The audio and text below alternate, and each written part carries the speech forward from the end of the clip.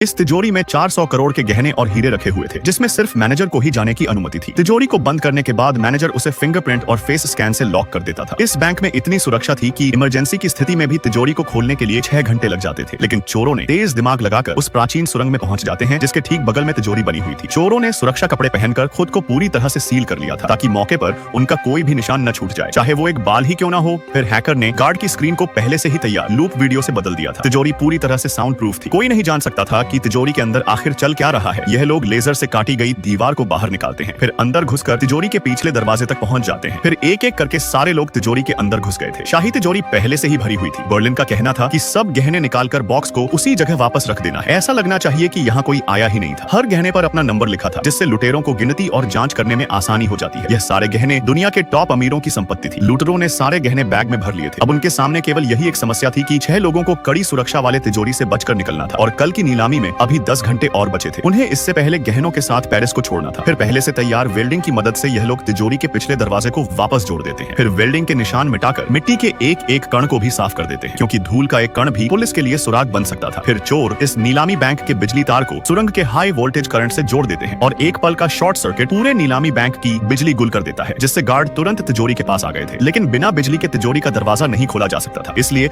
वो एक्सपर्ट को बुलाते हैं, और उस समय के बीच लुटेरों को काटी गई दीवार को जोड़ने और निशान मिटाने का समय मिल जाता है, ताकि जाने से पहले सब कुछ वैसा ही दिखे जैसे खोदने से पहले था। कोई नहीं जान पाएगा कि लुटेरे कभी यहाँ पर आए भी थे। सारे इस्तेमाल किए गए औजारों को भी इस सुरंग की जमीन में दफना दिया जाता है। फिर लुटेरे होटल लौटकर सब अपने रहने के निशान भी मिटा देते हैं, और टीम का एक आदमी गहनों को छोटा करके छोटे छोटे बैग्स में पैक करता है, और उन बैग्स को मछली के डिब्बे में डालकर फिर से उसे सील कर देता है, ताकि किसी को जरा सा भी शक ना हो। सारे सुराग मिटाने के बाद बर्लिन पुलिस को भटकाने के लिए कुछ झूठे सुराग तैयार कर लेता है। वो एक नेकलेस लेकर शहर के बाहर एक बंगलो में आता है और झूठे सुराग बना लेता है। फिर अगले दिन जब तिजोरी खोली गई तो पूरे शहर में अलार्म बज उठा था। तिजोरी पूरी खाली थी। कड़ी जांच के बाद पुलिस को मैनेजर के कमरे से गहनों की संपत्ति मिलती है, जिससे पुलिस ने मैनेजर को ही चोरी के लिए गिरफ्तार कर लिया था। दरअसल बर्लिन ने ही नकली सुराग से मैनेजर को फंसाया था। फिर लुटेरे पर्यटक बनकर अलग अलग अनजान बस से पेरिस को छोड़कर जा रहे थे, लेकिन लुटेरों को पता नहीं था कि मामला इतनी जल्दी शांत नहीं होने वाला है, क्योंकि